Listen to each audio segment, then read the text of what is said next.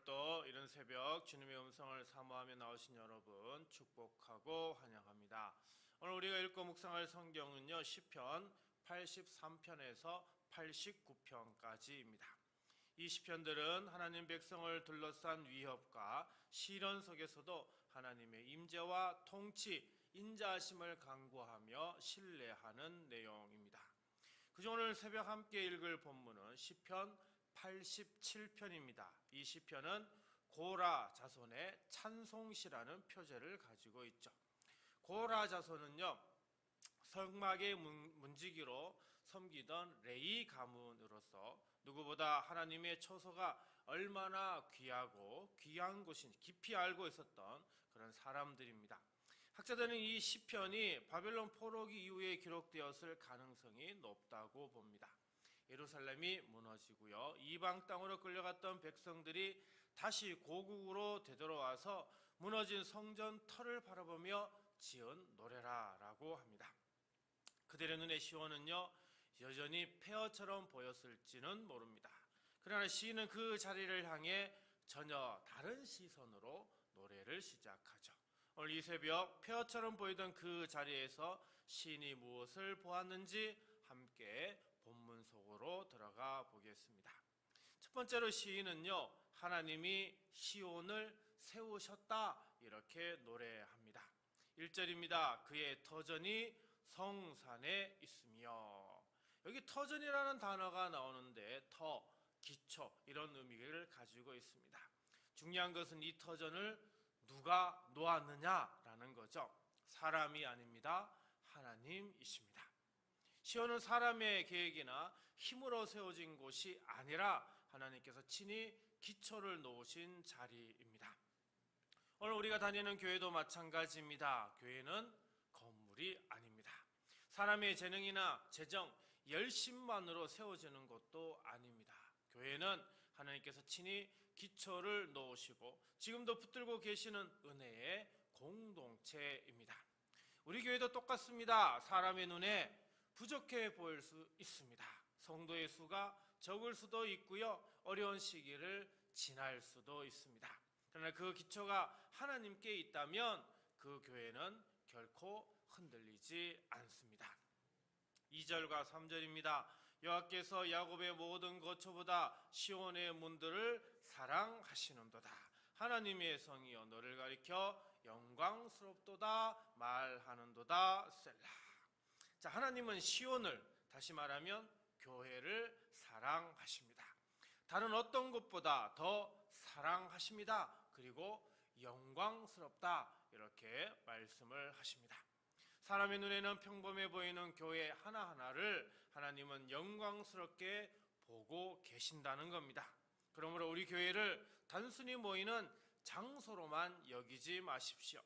하나님이 사랑하시고 하나님이 영광스럽다 말씀하시는 곳으로 바라보십시오. 우리가 지금 앉아있는 이 자리, 이 새벽에 함께 모인 우리 공동체가 바로 하나님이 친히 세우신 바로 그 터전임을 믿으시기 바랍니다. 그래서 이 시간 우리 모두 이렇게 기도하길 원합니다.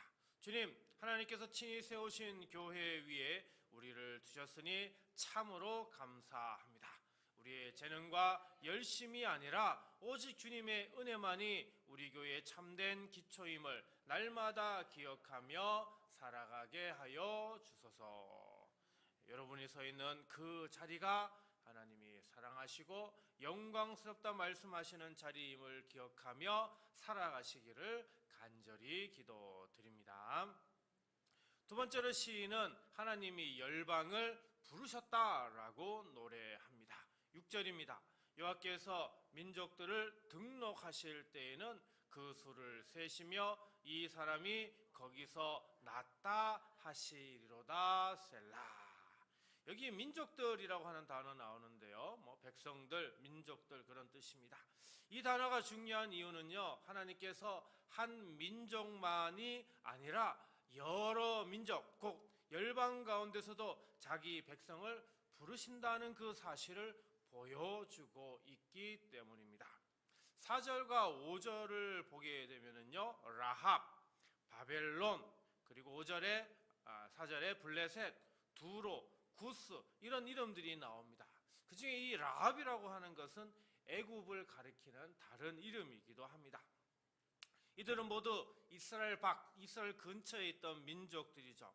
어떤 나라는 이스라엘을 오랫동안 괴롭히고 대적했던 나라들이기도 합니다. 그런데 하나님은 그들을 향해 이렇게 이야기하고 있습니다. 이 사람이 거기서 났다라고요.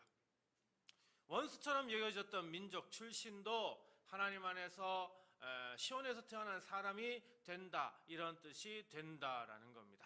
출신과 배경, 과거의 허물이 더 이상 그 사람을 가두지 못한다, 이것을 의미하고 있는 거죠. 우리도 마찬가지입니다. 우리 가운데 누구도 처음부터 신앙의 자격을 갖추고 태어난 사람은 없습니다. 누군가는 방황하던 시절이 있었고요. 누군가는 하나님과 멀어져 있던 시간이 있었습니다. 그러나 하나님은 우리의 과거를 보지 않으셨습니다. 우리를 부르시고 너는 거기서 났다, 다시 말하면 너는 내 백성이라고 선언해 주십니다. 그래서 우리는 이렇게 기도해야 합니다. 주님, 우리는 자격이 없었으나 오직 은혜로 부르심을 받아 주님의 백성이 되었음을 이 새벽에 고백합니다.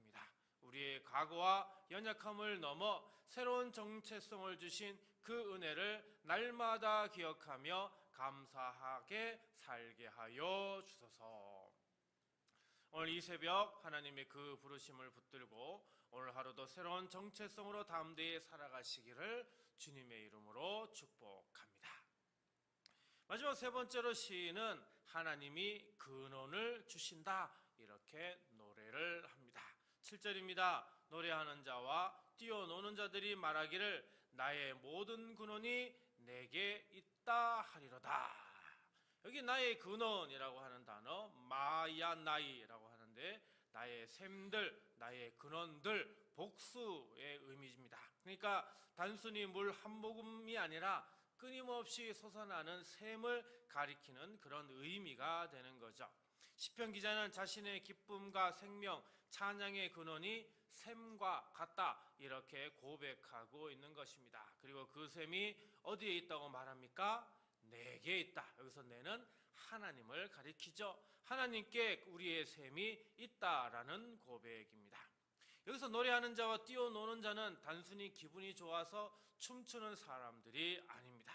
하나님이 세우신 터전, 곧 교회 안에서 자격 없는 자신을 불러주신 그 은혜를 깨달은 사람들의 입에서 저절로 노래가 나오고 있는 거죠. 우리는 살면서 기쁨의 근원을 다른 곳에서 찾으려 할 때가 많습니다. 돈을 더 벌면, 인정을 받으면, 성공을 하면 행복할 거라 이렇게 생각합니다. 그러나 그런 것들은 퍼내도 마르지 않는 샘과 같지 않습니다. 한동안은 채워주는 것 같지만 결국 마릅니다. 더 갈증나게 만들 때도 있습니다. 요한복음 4장 14절입니다. 내게 주는 물을 마시는 자는 영원히 목마르지 아니하리니 내가 주는 물은 그 속에서 영생하도록 솟아나는 샘물이 되리라. 그렇습니다. 예수님만이 바로 우리의 마르지 않는 근원이 되십니다. 우리 성도 여러분, 우리가 이렇게 새벽마다 주님 앞에 나오는 이유가 바로 여기에 있습니다.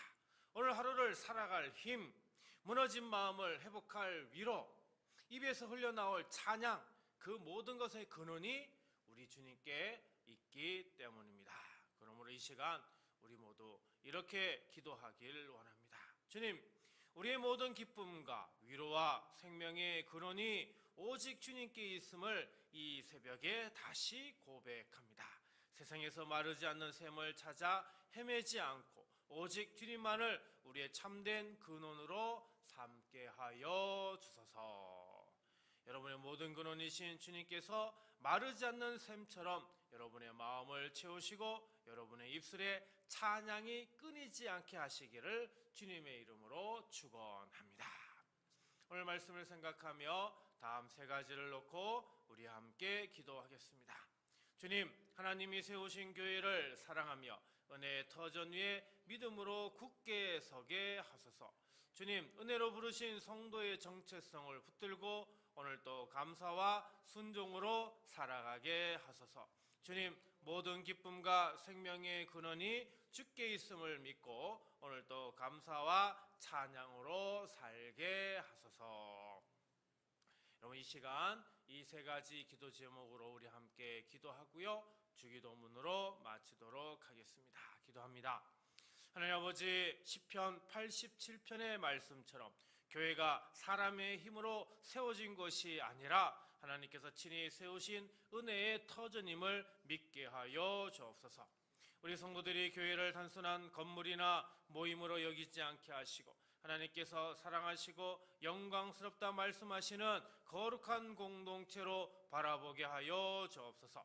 우리 성도들의 마음에 교회를 사랑하는 믿음을 더하여 주옵시고 받은 은혜를 기억하며 예배의 자리, 섬김의 자리, 기도의 자리를 귀히 여기게 하여 주옵소서. 은혜의 주님, 우리 성도들이 자격으로 선 사람들이 아니라 은혜로 부름받은 백성임을 날마다 기억하게 하여 주옵소서. 우리의 과거와 연약함과 부족함보다 크신 주님의 부르심을 붙들게 하여 주옵소서. 세상의 평가와 사람의 말에 흔들리지 않게 하시고 나는 하나님의 백성이다라는 정체성 안에서 오늘 하루도 담대히 살아가게 하여 주옵소서. 가정에서도 일터에서도 사람들과의 만남 속에서도 부름받은 성도답게 감사와 순종으로 걷게 하여 주옵소서. 성령님, 우리 성도들의 모든 기쁨과 위로와 생명의 근원이 오직 주님께 있음을 고백하게 하옵소서. 세상에서 마르지 않는 샘을 찾으려 헤매지 않게 하시고 날마다 주님께로 나아가 참된 힘을 얻게 하여 주옵소서. 지친 마음에는 새 힘을 주시고 무너진 마음에는 위로를 주시며 다친 입술에는 감사와 찬양을 회복시켜 주옵소서. 오늘 하루 우리 성도들의 걸음을 붙들어 주옵소서. 가정에는 평안을 더하시고 자녀들에게는 믿음의 길을 열어주시며 일터와 사업장에는 정직한 수고의 열매를 허락하여 주옵소서. 몸이 연약한 성도에게는 치유의 은혜를, 마음이 낙심한 성도에게는 다시 일어설 소망을 주옵소서. 우리 성도들이 교회를 사랑하고 부르심을 붙들고 모든 근원이신 주님을 찬양하며 살아가게 하옵소서. 우리를 온전케 하시는 예수 그리스도 이름으로 축복하며 간절히 기도하옵나이다. 아멘.